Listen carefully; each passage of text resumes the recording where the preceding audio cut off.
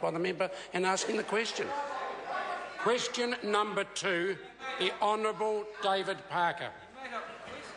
Thank you, Mr Speaker. My question is to the Minister of Finance. Does he agree with Westpac economist Nathan Penny that the increase in the annual current account deficit to $10.5 billion, 5% of GDP, is, and I quote, a worrying symptom of New Zealand's two-speed economy and re-emerging imbalances? If not, why not? Honourable Stephen Joyce. Mr Speaker, on behalf of the Minister of Finance, a range of views have been expressed on yesterday's result, and it's not all that the Minister would agree with, including by Mr Penny, and he'd agree with this, who also said the economy is clearly improving, household spending and business confidence are on the up. But if Mr Penny is concerned about the current account deficit now, then he must have been apoplectic about it when the current account deficit averaged over 8% under the previous government. Supplementary question, Honourable David Parker. If 30% of Mighty River Power shares being sold go offshore, will this have a further negative effect on New Zealand's current account deficit? Honourable Stephen Joyce. Mr Speaker, on behalf of the Minister of Finance, in terms of the first part of his question, there is no indication that that is the case at all, beyond Mr Cosgrove actually asserting it yesterday, and we generally don't take advice from Mr Cosgrove in these matters. But in terms of the member's question in regards to investment and investment income, it all depends on the quality of that investment income. And I'd point out to the member that in the balance of payments yesterday, if you look at the investment flows, there were two main influences. New Zealanders were earning record amounts from their investments offshore, which I think the member would argue was a good thing. Also, that those that are foreign investors investing, New Zealand invested something like 60% of their earnings back in the country, which is also a good thing.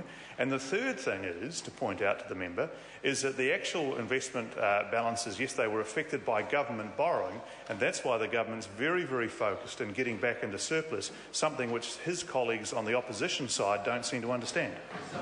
Supplementary question, the Honourable David Parker. How can he credibly claim that his government has rebalanced the economy, which was its stated objective, when there's double-digit housing inflation in Auckland, persistently high unemployment and a large current account deficit? Honourable Stephen Joyce. Mr Speaker, on behalf of the Minister of Finance, well, I'll have a look at the GDP statistics today if I was the member, which showed broad-based growth across the New Zealand economy in 15 of the 16 categories measured.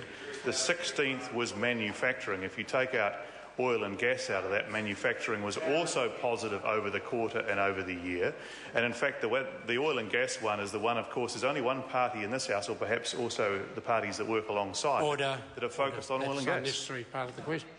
Supplementary question, the Honourable David Parker. Why does he downplay the importance of his failure to rebalance the economy when it's not just the Westpac economists but also the BNZ economists, Doug Steele, who said yesterday's current account numbers are, and I quote, part of the slippery slope that we think the external accounts are on, close quotes. Honourable Stephen Mr Joyce. Speaker, on behalf of the Minister of Finance, it's just incredulous being lectured by that member, because 2005 to 2008, the current account deficits, the balance of payments deficit was 8% of GDP on average for the entire 3 years. So this government is rebalancing the economy, but the mess we left means there's a huge amount of work to be done. Point of order. Right Honourable Winston Peters. Mr Speaker, that surely cannot be within standing orders. To get up, make no attempt to address the question, then start hammering on about some other party's record, which he is not responsible for. And it is certainly not desirable for the Minister to start with such a personal attack. It is a political contest, but it would be helpful if ministers would frankly just answer the question. Further supplementary from question number 3, Chris Ockenvale. Thank you, Mr Speaker. My question